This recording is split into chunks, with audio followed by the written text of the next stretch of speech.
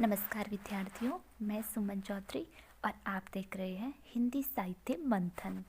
आज हम राजस्थान यूनिवर्सिटी के बीए थर्ड सेमेस्टर हिंदी साहित्य विषय की तीसरी और चौथी यूनिट के महत्वपूर्ण कवियों के प्रश्न उत्तरों पर चर्चा करने वाले हैं। लघुत्रात्मक प्रश्न है महत्वपूर्ण, उनको देखेंगे। इससे पहले सभी विद्यार्थी चैनल को सब्सक्राइब करेंगे, लाइक करेंगे। तो हम पढ़ने वाले हैं, पहला जो हमारा कवि है वो है रीतिकाल का प्रमुख कवि है भूषण। और भूषण रीतिकालीन परिवेश में राष्ट्रीयता से संबंधित, वीर से संबंधित रचनाओं का सृजन करने वाले एकमात्र कवि हुए हैं। इनके काव्य की विशेषताओं के बारे में और इनके जीवन के बारे में हम आज जानने वाले हैं। तो पहला प्रश्न है हमारे सामने, भूषण के काव्य की कलागत विशेषताओं पर टिप्पणी कीजिए। तो भूषण है कवि भूषण, रीतिबद्ध कवि भूषण, इन्होंने जो रचनाएं लिखी हैं उनकी कला पक्ष यानी शिल्प पक्ष, काव्य की जो विशेषताएं हैं शिल्प पक्ष से संबंधित, कला पक्ष से संबंधित, काव्य से संबंधित, उनको हम उनकी विशेषताओं को पढ़ेंगे। तो ये क्वेश्चन आपके एग्जाम में आ सकता है। भूषण ओज, जोश, टंकार व हुंकार के कवि है। क्यों है? क्योंकि इन्होंने अपने जीवन काल में सबसे उत्कृष्ट रीतिकालीन परिवेश में, श्रृंगारिक परिवेश में राष्ट्रीयता और वीर रस से संबंधित महत्वपूर्ण रचनाएं लिखी है। वीर शिवाजी और छत्रसाल के प्रतिनिधित्व में। तो ब्रजभाषा में काव्य रचना करते हुए भी आपने यानी भूषण कवि ने ऐसे शब्दों का चयन किया जो ओजस्वी भावों से ओतप्रोत थे, यानी वीर से संबंधित ऊर्जा बढ़ने वाले शब्दों का इन्होंने अपने काव्य में प्रयोग किया है। इसी कारण इनकी भाषा में सामासिकता, चित्रात्मकता, नादात्मकता, लाक्षणिकता एवं वचन वक्रता आ गई है। क्यों आ गई है? क्योंकि इन्होंने श्रृंगार रस के लिए उत्तम श्रेष्ठ जो भाषा है, मृदु भाषा है ब्रज, उसका प्रयोग करते हुए उस मृदु भाषा ब्रज में भी इन्होंने वीर रस, ओजस्विता से संबंधित रचनाएं लिखने का है वो साहस दिखाया है। इस कारण से इनके काव्य में ये विशेषताएं अपने आप ही आ जाती है। अलंकारों की दृष्टि से भी भूषण का काव्य पर्याप्त समृद्ध रहा है। क्यों रहा है? क्योंकि इन्होंने समस्त अलंकारों का प्रयोग किया है, मगर इनका जो महत्वपूर्ण और प्रिय जो अलंकार रहा है वो है श्लेष और यमक अलंकार। यमक और श्लेष अलंकार में इनकी जो लेखनी है वो बहुत पारंगतता के साथ चली है। तो प्राय इन्होंने सभी अलंकार प्रयुक्त किए हैं। श्लेष और यमक में इन्हें विशेष महारत हासिल हुई और उसका उदाहरण हम देखेंगे। जो शिवराज भूषण है उससे संबंधित इनका जो एक छंद है हमारे सामने, ऊंचे घोर मंदिर के अंदर रहन वाली, ऊंचे घोर मंदिर के अंदर रहती है। ठीक है, तो यहाँ देखेंगे हम, यहाँ पर भी मंदिर आया है, यहाँ पर भी मंदिर आया, दोनों ही शब्द है वो एक ही है, मगर दोनों का अलग अलग अर्थ होगा। पहले वाला जो मंदिर है ऊंचे घोर यानी ऊंचे और बहुत बड़े बड़े मंदिर यानी महलों में, राजमहलों में, राजप्रसादों में रहने वाली जो मुगल शासकों की रानियां थी वो आज शिवाजी के भय के कारण, शिवाजी से डरती हुई, भयभीत होती हुई आज क्या कर रही है, ऊंचे घोर मंदिर के अंदर रहती है। यानी ऊंचे ऊंचे जो पहाड़ है उन पहाड़ों में जो गुफाएं हैं उनमें रहने के लिए वह विवश हो गई है। तो यहाँ पर इन्होंने जो यमक अलंकार है उसका श्रेष्ठ प्रयोग किया है। ओजस्वी भावों के अनुरूप भूषण ने कवित्व छंद का विशेष प्रयोग किया। वीरस के साथ रौद्र, भयानक, विभत्स आदि रसों का सुंदर परिपाक देखा जा सकता है। तो जहाँ वीर रस आता है और जहाँ युद्धों का वर्णन होता है, क्योंकि यहाँ पर इनकी रचनाओं में युद्धों का वर्णन है, तो जहाँ युद्ध का वर्णन हुआ है भूषण के काव्य में, वहाँ हम रौद्र रस और भयानक रस, विभत्स रस को भी देखते हैं। भूषण ने प्रतीकों, बिंबों, उपमानों की सुंदर योजना भी भावों को सशक्त बनाने में की है। तो इस कारण से इनका जो काव्य है वो काफ़ी श्रेष्ठ रहा है। तो इनकी विशेषताएं हैं वो हम देख चुके हैं कला पक्ष से संबंधित भूषण के काव्य की। फिर अगला प्रश्न है महत्वपूर्ण हमारे सामने, रीतिकालीन कवियों में भूषण सबसे अलग और उच्च स्थान पर स्थित है। कथन की विवेचना कीजिए। महत्वपूर्ण प्रश्न है, बिल्कुल हम इसको समझेंगे। तो महाकवि भूषण ने रीति काव्य परंपरा को आंशिक रूप से अपनाया है। ठीक है, आंशिक रूप से क्यों कि उसका कुछ अंश ही अपने काव्य में इन्होंने ग्रहण किया है। जो शिवाभूषण है वो अलंकार ग्रंथ है और वो रीति काल से संबंधित या रीतिबद्ध परंपरा से संबंधित रचना है, मगर उसमें भी उन्होंने वीर रस का प्रयोग किया है, न कि श्रृंगार का।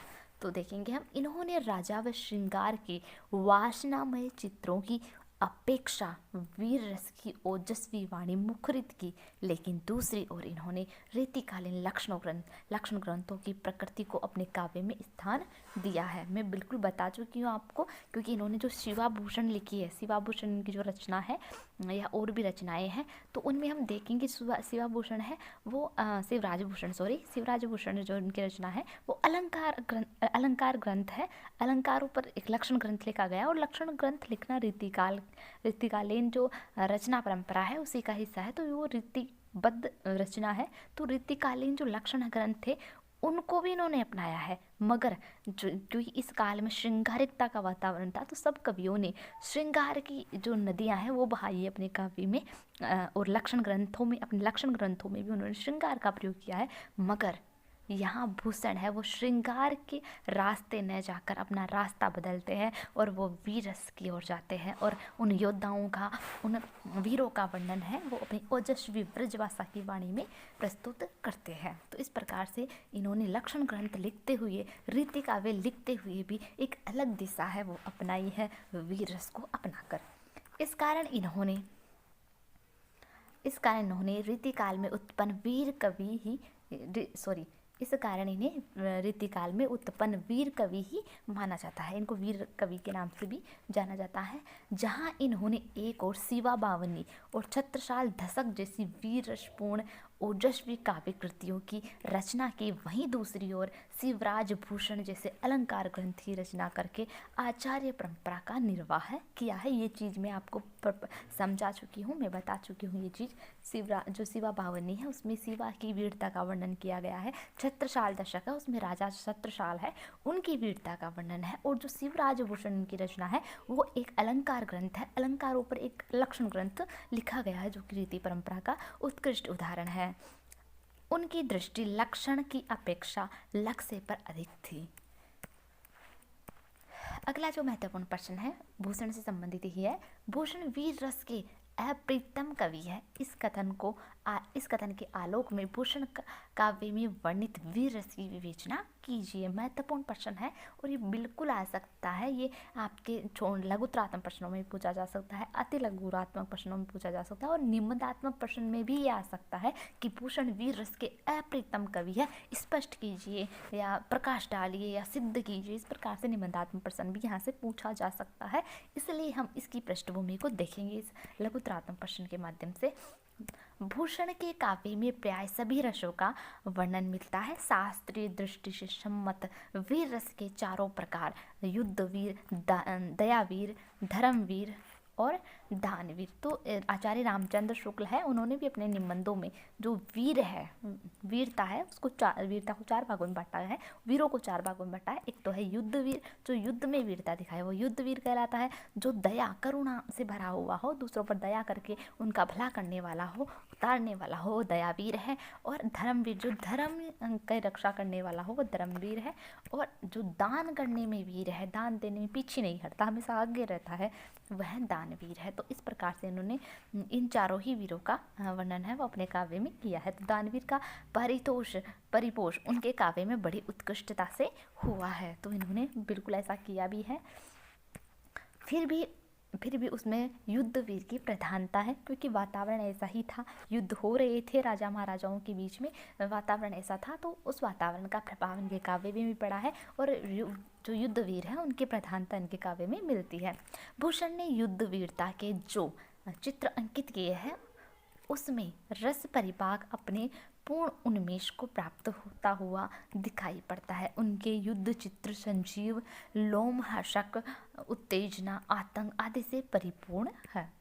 कविवर भूषण ने वीर रस के सभी उपादानों का वर्णन युद्ध वीर के परिपाक में किया है। केशव जिस प्रकार छंदों एवं संवादों से अपनी प्रसिद्धि प्राप्त करते हैं, वैसे ही रीतिकाल में भूषण वीर रस के एकमात्र कवि है। तो हम देखते हैं केशव है, उन्होंने रामचंद्रिका लिखी है, और रामचंद्रिका के जो संवाद योजना है, वो हिंदी साहित्य की सबसे सर्वोत्कृष्ट संवाद योजना है। तो वो उस संवादों की वजह से प्रसिद्ध है हिंदी साहित्य में केशव। उसी प्रकार से रीतिकालीन श्रृंगारिक वातावरण में वीर रस से संबंधित रचनाओं का सृजन करने के कारण जो भूषण है वो भी प्रसिद्ध रही है।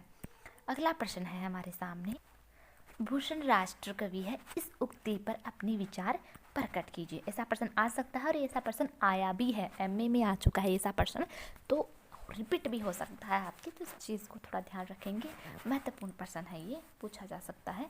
जिस समय भूषण का आविर्भाव हुआ, उस समय भारत की राजनीतिक परिस्थितियाँ विषम थी। ठीक है, मैं आपको थोड़ा सा बता दूं कि राष्ट्रकवि है या नहीं, तो भूषण बिल्कुल राष्ट्रकवि है, क्योंकि उस समय कुछ लोग इसको राष्ट्रकवि नहीं मानते हैं, क्योंकि इन्होंने छत्रसाल और शिवाजी के आश्रय में रहते हुए उनकी भक्ति करने या उनके प्रति स्वामी भक्ति है वो दिखाई है, और वो जो एक संकुचित जो राष्ट्रीयता थी उस समय की, अपने राज्य के प्रति जो राष्ट्रीयता थी, उसी को इसमें दर्शाया है। तो कुछ लोग हैं इसको वर्तमान परिप्रेक्ष्य में राष्ट्र कवि नहीं मानते, इसको राष्ट्रीय भक्ति नहीं मानते हैं। मगर अगर हम रीतिकाल के परिवेश को देखते हैं, उस समय को देखते हैं, तो उस समय उस वातावरण के परिप्रेक्ष्य में, रीतिकाल के परिप्रेक्ष्य में बिल्कुल भूषण राष्ट्र कवि है, क्योंकि उस समय का वातावरण ऐसा था।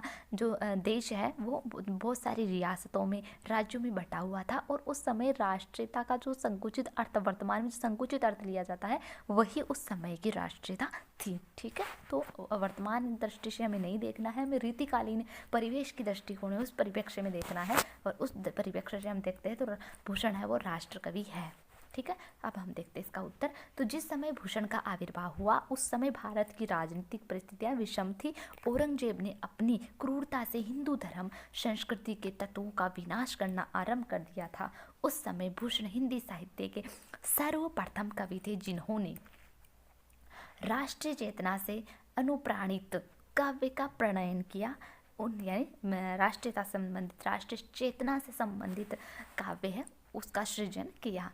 इन्हें ऐसे नायकों की आवश्यकता थी जो उनकी विचारधारा के वाहक बने। महाराजा छत्रसाल और शिवाजी उस काल में ऐसे वीर पुरुष थे जो राष्ट्रीय चेतना से मंडित थे। बिल्कुल राष्ट्रीय चेतना से मंडित थे शिवाजी, क्योंकि जहाँ जो औरंगजेब है वह हिंदू धर्म को क्षति पहुँचा रहा था, वहीं शिवाजी है वो हिंदू धर्म की रक्षा करने के लिए आगे आते हैं। और न केवल हिंदू धर्म की रक्षा करते हैं शिवाजी, बल्कि वो अन्य जो धर्म है उनके प्रति भी सम्मान का दृष्टिकोण रखते हैं, और अन्य जो धर्म है उनकी रक्षा भी करते हैं। उनके अस्तित्व को ये कोई हानि नहीं पहुंचाते, या उनके विरोध में ये कुछ कहते नहीं है, सम्मानजनक उनके प्रति अपना रवैया रखते हैं। तो इस दृष्टि से हम देखते हैं तो ये राष्ट्रीयता का ही एक भाग है, इस कारण से राष्ट्र कवि है। भूषण ने अपने काव्य में इन दोनों के वीरतापूर्ण कार्यों का बहुविध वर्णन किया है। तो बिल्कुल, क्योंकि ये इनके शासनकाल में इनके राज्य कवि रहे हैं, और बिल्कुल ये इस समय के योद्धा और एक श्रेष्ठ या कहेगी हिंदू धर्म का प्रतिनिधित्व करने वाले नायक के रूप में ये राजा रहे हैं। तो इन्होंने स्वामी भक्ति की है, इस कारण से ये राष्ट्र कवि के अंतर्गत आ जाएंगे।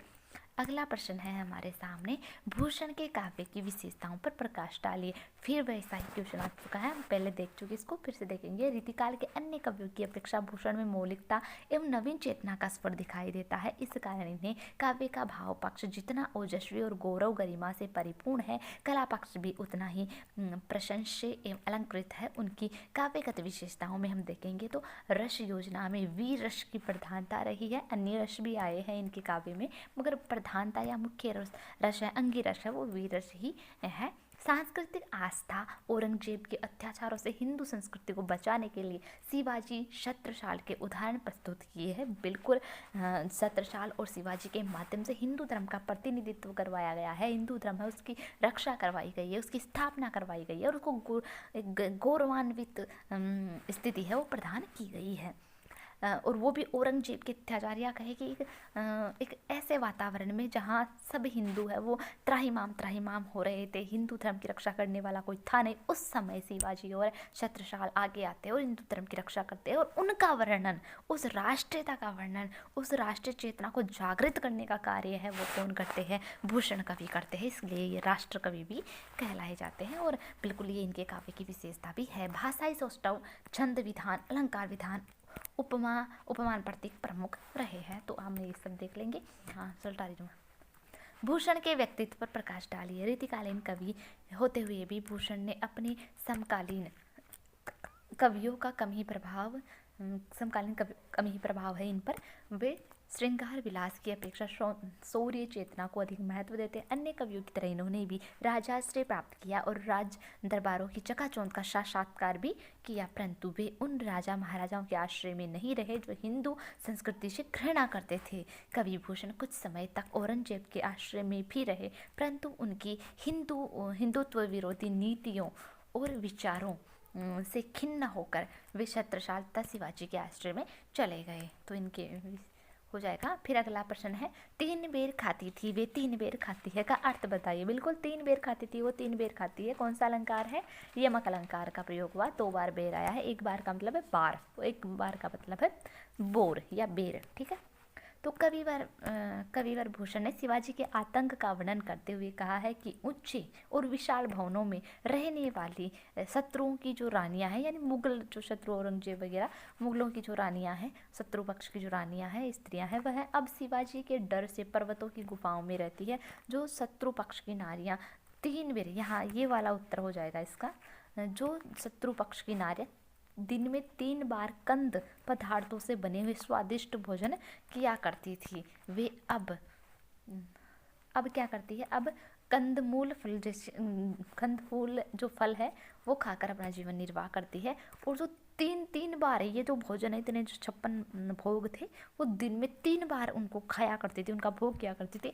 वो अब पूरे दिन में 3 बेर फल खाकर ही अपना जीवन निर्वाह करने पर मजबूर हो गई। तो उनकी दुर्दशा का वर्णन यहाँ पर किया गया है। शिवाजी है, उसकी धाक कैसे फैल गई थी पूरे हिंदुस्तान में, उसका यहाँ पर वर्णन कविभूषण ने किया है। कविभूषण की भाषा के बारे में वर्णन कीजिए। बिल्कुल भाषा संबंधी क्वेश्चन आपके आ सकता है। भूषण रीतिकाल के कवि थे। उस समय कवियों ने ब्रज भाषा को ही काव्य रचना का माध्यम बनाया था, क्योंकि रीतिकाल के संपूर्ण कवियों की जो भाषा है वो कौन सी है? ब्रज भाषा ही रही है। तो भूषण की भी ब्रज भाषा ही है। भूषण ने भी ब्रज भाषा में रचना की। उन्होंने ब्रज भाषा के शब्दों को तोड़ा मरोड़ा भी, जो गए बर है बर की जगह है गेबर है बर शब्दों का प्रयोग इन्होंने किया है। तो ये जो ब्रज भाषा के शब्द है उनमें विकार भी इन्होंने किया है। यह उन पर पड़े बुंदेलखंडी भाषा का प्रभाव है। बुंदेलखंडी भाषा है उसका ब्रज भाषा पर प्रभाव पड़ा है, या भूषण की भाषा उस पर प्रभाव पड़ा है। भूषण ने अरबी फारसी शब्दों का भी प्रयोग किया है। बंदी खाने, रेयत, बिहाल, हतादारी, बादशाहन, ठीक है, ये सारे शब्द है, ये अरबी फारसी भाषा के है।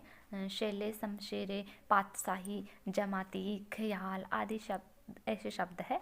उनकी भाषा ओज गुण युक्त तथा आलंकारिक, चित्रात्मक, लाक्षणिकता, व्यंजकता की विशेषताओं से युक्त रही है। अगला प्रश्न है हमारे सामने, विजन डुलाती है। ठीक है, तो यहाँ पर 2 बार विजन आया। बिल्कुल यहाँ पर भी यमक अलंकार में बता चुकी हूँ आपको कि भूषण का यमक और श्लेष अलंकार है वह फेवरेट अलंकार रहा है।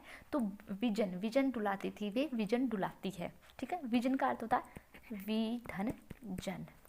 ठीक है, जन रहित एक अर्थ हो जाएगा। विजन का अर्थ होता है, इस विजन का अर्थ हो जाएगा पंखा। ठीक है, या कहे कि पंखा जो जिसको हम वीजना भी कहते थे वही विजन हो जाएगा। पंख या चंवर डुलाना। ठीक है, और इस विजन का अर्थ हो जाएगा विधन जन रहित, यानी ऐसा स्थान जो निर्जन है, जहाँ कोई इंसान नहीं रहता है, यानी सुनसान जंगल है वहाँ। तो पहले रानियाँ हैं वो अपने विजन डलवाती थी, चंवर डुलवाया करती थी, पंखों से दासियाँ हैं उनको झला करती थी, उनको हवा किया करती थी। और अब उनकी ऐसी स्थिति हो गई है कि वह निर्जन जंगल है उनमें भटक रही है, दर की ठोकरें खा रही है। तो उसका वर्णन किया गया है। विजन शब्द 2 बार प्रयुक्त हुआ है। प्रथम बार इसका अर्थ पंखा है, तो दूसरी बार निर्जन है। जब कोई शब्द चाहे सार्थक हो, भिन्नार्थक हो या निरर्थक हो, उसकी आवृत्ति हो जाए तो यमक अलंकार होता है। यहाँ विजन शब्द की आवृत्ति भिन्नार्थक रूप में हुई है, अतः शब्दगत चमत्कार के कारण यमक अलंकार का प्रयोग हुआ है। मैं आपको बता चुकी हूँ। प्रेम की गूढ़ अंतर्दशा का जैसा सूक्ष्म और मार्मिक उद्घाटन घनानंद ने किया है, वैसा हिंदी के अन्य श्रृंगारी कवियों ने नहीं कर सके। इस कथन पर प्रकाश डालिए। बिल्कुल महत्वपूर्ण, ये आपका जो महत्वपूर्ण प्रश्न है ये घनानंद पर, घनानंद हमारे लिए काफ़ी इम्पोर्टेंट है। प्रेम की पीर का कवि, प्रेम की टीश का कवि, विरह को सहने वाला, विरह का आत्मिक मार्मिक वर्णन करने वाला कोई कवि हुआ है तो वो है घनानंद। तो आज पढ़ेंगे हम घनानंद को। तो रीति काव्य आचार्य एवं कवियों का प्रमुख रस श्रृंगार ही है, बिल्कुल श्रृंगार है, परंतु घनानंद का प्रेम उससे विलक्षण है। घनानंद के काव्य में अश्लीलता का अभाव है, अश्लीलता इनके काव्य में बिल्कुल भी नहीं है, तो अश्लीलता का अभाव है। रसानुभूति का बौद्धिक रूप है। इन्होंने प्रेरणा कहीं से भी ली हो, पर अनुभूतियों का स्वरूप अभारतीय नहीं है। परमेश्वर की व्यापक सत्ता का आभास सर्वत्र होता है। यह प्रिय का बौद्धिक संयोग है, परंतु प्रेमी भक्त साक्षात्कार के लिए लालायित है, इसलिए वियोग भी साथ ही लगा रहता है। इस कारण घनानंद के प्रेम की अंतर्दशा का मार्मिक चित्रण प्रस्तुत हुआ है। ठीक है, तो घनानंद है वो सुजान से प्रेम किया करते थे, सुजान है उन्होंने उसके साथ बेवफाई की, तो फिर घनानंद का जो सुजान के प्रति प्रेम था वह किसकी ओर प्रवृत्त हो जाता है? वह ईश्वर की ओर प्रवृत्त हो जाता है। और वह जो विरह की टीश है, विरह की जो पीर है, वह भक्ति के माध्यम या भक्ति का एक स्रोत है, उसको बहा देती है। तो ये हमें घनानंद के काव्य में देखने को मिलता है। फिर है रसात्मकता और उक्ति की वक्रता ने घनानंद की वाणी को अत्यंत सरस कवि बनाया है। इस कथन की परीक्षा कीजिए। बिल्कुल ये क्वेश्चन इम्पोर्टेंट है, तो हम देखेंगे इसको। रस किसी भी काव्य का प्राण तत्व माना गया है, परंतु घनानंद ने दूसरा मार्ग अपनाया। उन्होंने भावों का सीधा वर्णन किया है। इन भावों में रीझ, विषाद, उलझन, अभिलाष, भूल, उपालम आदि प्रमुख है। इन भावों के आश्रय है मन, प्राण, नेत्र, अन्य ज्ञानेंद्रियों को भावों का आश्रय बनाकर उनका मानवीकरण कर दिया है। घनानंद की भाषा वक्रोक्ति का भंडार है। क्योंकि उसमें वचन वक्रता पंक्ति पंक्ति में भरी हुई है। ठीक है, तो वचन वक्रता या बोलने का जो टेढ़ापन है, बोलने का जो एक कहेगी वाक विदग्धता है, वो इनमें देखने को मिलती है। घनानंद वक्रोक्तियों के अत्यंत पटु कलाकार है। उनका सारा काव्य वक्रोक्तियों के सौंदर्य से ओतप्रोत है। वे वक्रोक्तियाँ बड़ी ही सरस और स्निग्ध है तथा व्यंग्य के सौंदर्य से भी ओतप्रोत है। अगला प्रश्न है जीवन की विरक्ति उनके लिए राधा कृष्ण के चरणों की अनुरक्ति बन गई। कथन की सार्थकता बताते हुए घनानंद की भक्ति भावना पर प्रकाश डाली। बिल्कुल, घनानंद दिल्ली के बादशाह के राज्य दरबार से निष्कासित होकर मथुरा वृंदावन में आकर बस गए और इन्होंने निम्बार्क संप्रदाय उसको ग्रहण कर लिया था। इन्होंने अपनी प्रेमिका सुजान के विरह में अपने मर्मांतक हृदय की भावनाओं को व्यक्त किया। यह आसक्ति स्नेह यानी धीरे धीरे विरक्ति में बदल गई और वे सुजान के अतिरिक्त अन्य किसी को भी अपने हृदय में स्थान नहीं देते हैं। बाद में उनका यह भाव राधा और कृष्ण के चरण कमलों में अर्पित हुआ। राधा कृष्ण को उन्होंने सुजान की स्मृति बना लिया और निरंतर सुजान के प्रेम में आंसुओं के स्वरों में गीत, सवैया, कविता लिखते रहे और राधा कृष्ण के भक्त के रूप में प्रसिद्ध हुए। और इस बिल्कुल जो वियोगी होता है वो जितनी अच्छी कविताएं लिख सकता है उतनी अच्छी कविताएं कोई लिख भी नहीं सकता। और इस संबंध में छायावाद के स्तंभ कवि, प्रकृति के सुकुमार कवि सुमित्रानंद पंत है, उनकी पंक्तियां भी काफ़ी विचारणीय है और काफ़ी प्रसिद्ध रही है कि वियोगी होगा पहला कवि आह से उपजा होगा गान, वियोगी होगा पहला कवि, आह से उपजा होगा गान, निकल कर आँखों से चुपचाप बही होगी कविता अनजान। तो इसी प्रकार से घनानन है, जब उनके प्रेम की चोट लगती है, उनका हृदय टूटता है, वो तड़प उत्पन्न होती है, तब उनके हृदय से, उनकी कलम से ऐसी मर्मांतक कविताएं हैं वो फूट फूट कर बाहर निकलती है, और आज हम उनको पढ़ रहे हैं। फिर है घनानन से संबंधित प्रश्न। घनानन के संयोग श्रृंगार में भी प्रेम की वह मार्मिक टेश है जो अन्य कवियों में नहीं। इस कथन के आधार पर घनानन के संयोग का वर्णन कीजिए। बिल्कुल शानदार क्वेश्चन है और आ सकता है आपके। घनानन के काव्य में अनुभूत्यात्मक प्रेम प्रसंग में संयोग का वर्णन हुआ है और राधा कृष्ण मिलन में संयोग श्रृंगार का वर्णन किया गया है। कवि घनानन का साक्षात संयोग तो प्रेमिका सुजान से हुआ ही करता था, किंतु प्रेमाधिक्य के कारण कभी कभी स्वप्न में भी संयोग हो जाया करता था। कवि ने संयोग पक्ष को सौंदर्य वर्णन के द्वारा प्रकट किया है। इस सौंदर्य अनुभूति के विविध चित्र उनके काव्य में मिलते हैं। इस प्रकार संयोग श्रृंगार भी उनका बेजोड़ रहा है। ठीक है, तो सुजान के साथ इन्होंने जो समय व्यतीत किया था उसको आधार बनाकर राधा और कृष्ण के माध्यम से इन्होंने संयोग पक्ष का सुंदर वर्णन किया है। अगला प्रश्न है, विरोहोद्दीप्त करने में प्रकृति का बड़ा हाथ रहा है। इस कथन के आलोक में घनानन का विरह वर्णन स्पष्ट कीजिए। बिल्कुल घनानन है वो काफ़ी इंपॉर्टेंट है। विरह वर्णन से संबंधित क्वेश्चन बिल्कुल आपके आ सकता है। घनानन ने विरह अनुभूति के लिए प्रकृति को भी एक अच्छा साधन स्वीकार किया है। उनके द्वारा वे अपने हृदय की व्यथा को प्रकट करते हैं। उन्होंने पावश यानी वर्षा ऋतु, बसंत ऋतु, सावन, फाल्गुन मास, चंद्र, चांदनी, प्रफुल्लित कमल, सुरभित समीर, फाग, दिवाली का त्योहार, मेघ, विद्युत तथा चातक, मोर, कोयलों को विवर्धन का एक साधन माना है। इनके कारण होने वाली विरह पीड़ा में तीव्रता का सामयिक चित्रण उनके अनेक छंदों में अंकित हुआ है। इस प्रकार कहा जा सकता है कि घनानन के काव्य में प्रकृति का उद्दीपन रूप में वर्णन प्रधान है। बिल्कुल इन्होंने जो प्रकृति है उसका उद्दीपनकारी वर्णन है वो किया है, आलंबनकारी वर्णन इन्होंने नहीं किया है। अगला प्रश्न है आलम से संबंधित। आलम के काव्य में निरूपित प्रेम भावना को स्पष्ट कीजिए। बिल्कुल इंपॉर्टेंट क्वेश्चन है आलम से और ये आपके एग्जाम में देखने को मिल सकता है। जाति से ब्राह्मण होते हुए भी आलम ने शेख नाम की रंगरेजनी यानी धोबिन से न केवल सहज स्वाभाविक प्रेम किया अपितु उनसे निकाह भी कर लिया। अन्य रीतिमुक्त काव्य धारा के कवियों की तरह आलम भी सहज, निश्चल, स्वाभाविक, सहानुभूत भावों के प्रेमी कवि है। इनकी कविताओं का संग्रह है आलम केली में है। तो इनकी रचना है आलम केली, याद रखेंगे इसको। इनकी रचनाओं में न केवल हृदय तत्व की प्रधानता है अपितु प्रेम की पीर, इश्क का दर्द, श्रृंगार की उन्मादमयी उक्तियाँ, तन्मयता, अनन्यता, सच्ची उमंग भी देखने को मिलती है। इनके प्रेम निरूपण में संयोग व वियोग दोनों पक्षों का चित्रण है, लेकिन वियोग पक्ष अधिक प्रभावित करता है। आलम के काव्य में न तो रीतिबद्ध कवियों की तरह विलास प्रेरित श्रृंगार है और न ही ऊहा या अतिशयतापूर्ण चित्रण है। आलम ने वियोग वर्णन में प्रेम की कसक को हृदय की कलम से निरूपित किया है। इस प्रकार स्पष्ट है कि आलम की प्रेम भावना आंखें देखी या उधार ली हुई न होकर स्वयं के हृदय की कसौटी पर अनुभूत की हुई अनुभूति है। यानी कि जो आलम है, घनानन है या रीति मुक्त कवि, जितने भी रीति मुक्त कवि हैं, उन्होंने प्रेम को खुद भोगा है, उस विरह को भोगा है और फिर भोग कर स्वानुभूतियाँ हैं उन्हीं को अपने काव्य के माध्यम से व्यक्त किया है।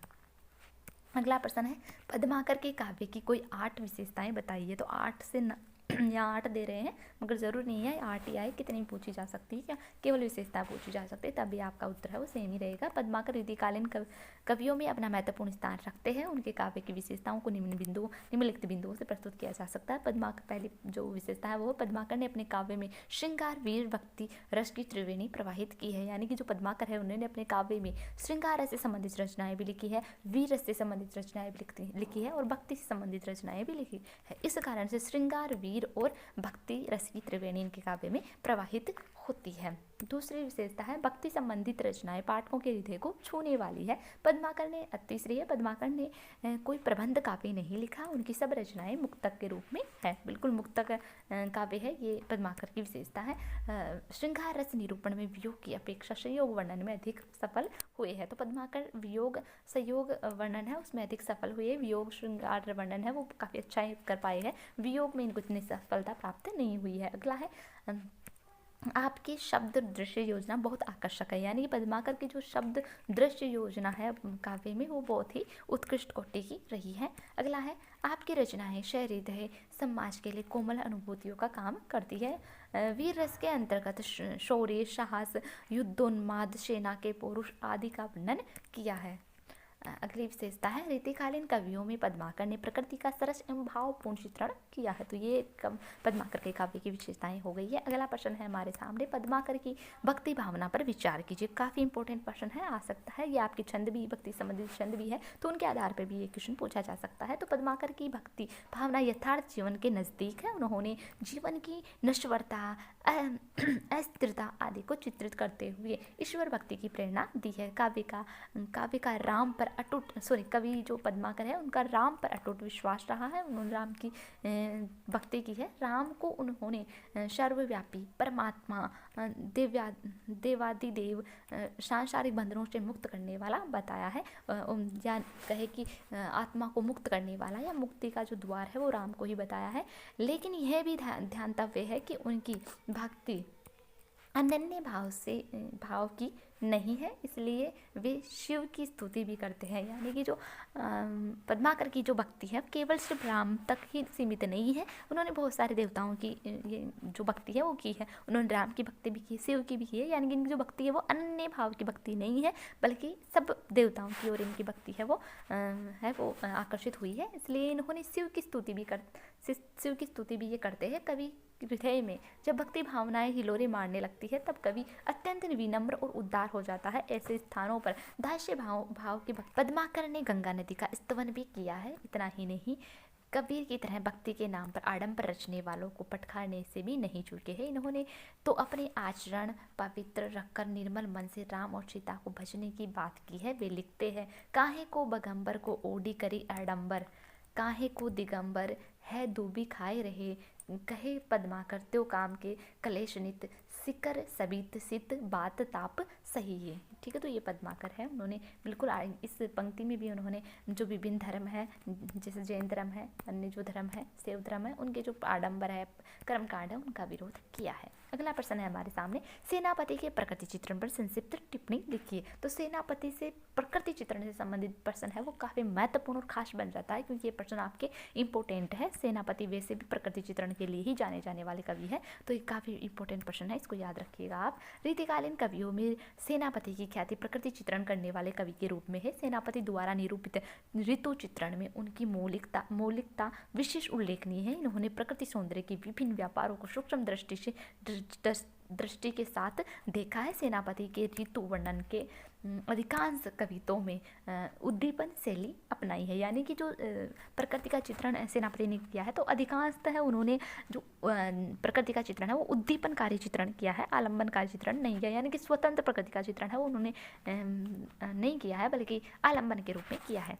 इनकी दृष्टि से प्रकृति का कोई भी अंश नहीं छूटता है। इन्होंने कहीं तो संयोग श्रृंगार के उद्दीपन रूप में ऋतु वर्णन किया है, तो कहीं ऋतु और विलास के साधनों का वर्णन।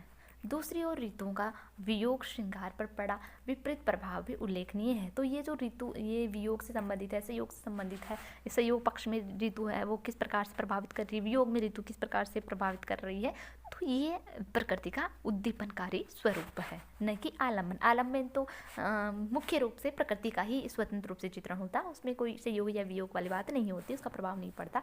रति युद्ध के बाद रमणियाँ जब पसीने से तरबतर हो जाती है, वह थकान व रात्रि जागरण से शिथिल होकर पति का सहारा लेती हुई पुष्पों का चयन करती है और पसीने सुखाती है, तो उस समय का चित्रण भी सेनापति ने किया है। सेनापति ने प्रकृति का आलंबन, उद्दीपन, अलंकृत तीनों ही प्रकार का चित्रण किया है। ठीक है, इनके प्रकृति निरूपण में बिंब चित्रण से अधिक सरसता व प्रभावोत्पादकता आ गई है।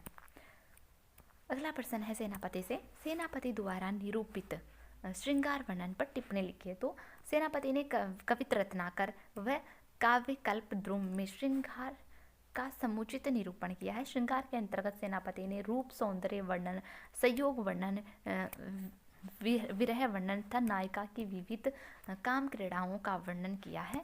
सौंदर्य वर्णन में नायिका की आंखें, होंठ, केश, मुख, अंगुलियों के सौंदर्य निरूपण में कवि का हृदय अधिक रमा है। मुख वर्णन में कवि ने समूचे मुख की छवि को रसमय व मादक बनाकर प्रस्तुत किया है। कवि ने संयोग श्रृंगार वर्णन के अंतर्गत कहा है, क्या कहा है? तो उनकी पंक्तियां हैं, चेत में प्रभात, सात प्यारी अलसात, लाल जात मुस्कात, फूल बिनत गुलाब खे। तो ये काफ़ी अच्छा उनका उदाहरण है। सेनापति द्वारा निरूपित वियोग वर्णन में बसंत व पावस ऋतु का अधिक सहारा लिया गया है। विरहिणी को पलाश पुष्प, औंधे सुलगे और औंधे सुलगे कोयले के समान प्रतीत होते हैं।